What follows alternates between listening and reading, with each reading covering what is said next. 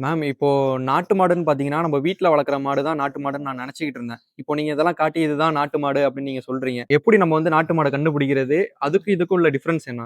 Okay. இப்போ நாட்டு மாடுன்னு சொல்லி இடையில பழக்கப்பட்டது வந்து சிந்து மாடு. அத வந்து நாட்டு மாடுன்னு இன்னி எல்லாருமே சொல்லிட்டு இருக்காங்க.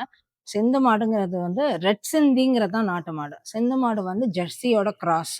ஆ அந்த புரிதல் வந்து இன்னும் நெறைய பேருக்கு ஒரு கன்ஃப்யூஷன் இருக்கு. ஏன்னா, அதுதான் நாட்டு மாடுன்னு ரொம்ப பேர் நம்பிட்டு இருக்காங்க.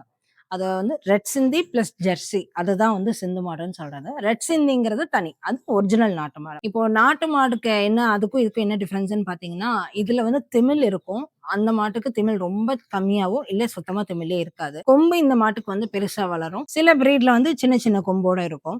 அதோட தொப்புள் வந்து இறக்கமா இருக்கும். இதெல்லாம் நாட்டு மாடோட ஃபீச்சர்ஸ்ன்னு சொல்லலாம். அதே மாரி தாடை பார்த்தீங்கன்னா, கீழ வந்து வரைக்கும் தொங்கும். ஆனா ஜெர்சி மாடுக்கோ, ஹெச்எஃப் மாடுக்கோ இது மாதிரியான இது இருக்காது. ஜெர்சி ஹெச்எஃப்ங்கிறது வந்து வெளிநாட்டுல இருந்து பால் தேவைக்காக அந்த ஒயிட் ரெவல்யூஷன் நடந்தது இல்லையா? ஸோ அந்த டைம்ல பால் தேவைக்காக வெளிநாட்டு மாட்டோடத ஹைபிரிட் பண்ணது தான் வந்து ஜெர்சி அண்ட் ஹெச்எஃப். இங்க கொண்டாந்து வளர்த்தது. அது நம்மளோட கிளைமேட் கண்டிஷனுக்கு அந்த அளவுக்கு செட் ஆகுமான்னு தெரியாது. மேபி ஒரு 3 காவிங் வரைக்கும் வரலாம். பட் நாட்டு மாடுன்னு பார்க்கும்போது ஒரு 15 கன்னுக்குட்டி வரைக்கும் போடுற அளவுக்கு திறன் வாய்ந்தது. இது ஏன் இது பர்ட்டிகுலரா இத சொல்றோம் அப்படின்னா, இப்ப நம்ம பால் அ குடிச்சு நம்ம வளர்ந்துருக்கோம். அப்படிங்கிறப்போ மதர்ஸ் மில்க்குக்கு அப்புறமா ஈஸியா டைஜஸ்ட் ஆகக்கூடியது வந்து இது.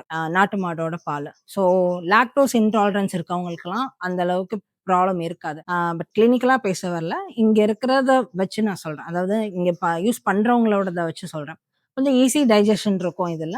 ஆ திமில்ல இந்த கொம்பு அதெல்லாம் சொல்றோம் இல்லையா? அதெல்லாம் எதுக்காகன்னா, விட்டமின் டி யோட அப்சார்ப்ஷனுக்காக. அந்த கொம்புல வந்து பெயிண்ட் அடிக்கக்கூடாதுன்னு சொல்லி நம்மளே சொல்லியிருக்கோம். ஏன்னா, அதுதான் விட்டமின் டி ய வந்து அப்சார்ப் பண்ணும். பெயிண்ட் அப்ளை பண்றோம் அப்படின்னா, அந்த கொம்புல வந்து அப்சார்ப்ஷன் வந்து நடக்காது. நமக்கு ஜெனரலா விட்டமின் டி எதுக்கு தேவைப்படுது? உடம்புல வந்து சத்த உள்ள எடுத்துக்கிறதுக்கான சக்தி வந்து விட்டமின் டினால தான் கிடைக்கும். அத நம்ம போய் பெயிண்ட் அடிச்சு அத மாத்தி வச்சோம் அப்படின்னா, உடம்புல வந்து விட்டமின் டி அப்சார்ப்ஷன் இருக்காது. அப்ப சாப்பிடுற சாப்பாடு எல்லாமே கழிவா, வேஸ்ட்டா தான் போகும். உடம்புல வந்து அந்த சத்து ஏறாது. அந்த சத்த அத எடுத்துட்டு தான் நமக்கு பால்ல நமக்கு தேவையான சத்தெல்லாம் அது கொடுக்குது. ஸோ இந்த மாதிரியான காரணங்களுக்காக தான் நாட்டு மாடும், பிளஸ் அந்த மாடுக்கும் உள்ள வித்தியாசம் இருக்கு. இப்ப நாட்டு மாடுங்கிறது வந்து ஆர்கானிக்ன்னு சொல்லி இப்ப நம்ம நெறைய கிளம்பியிருக்கோம். ஏன்னா இதுக்கு முன்னாடி ஆர்கானிக்க மறந்துட்டோம். எது ஈஸி, எது ஃபாஸ்ட் அப்படிங்கிற அந்த ஃபாஸ்ட் லைஃப்ப தேடி போயிட்டுருந்தோம்.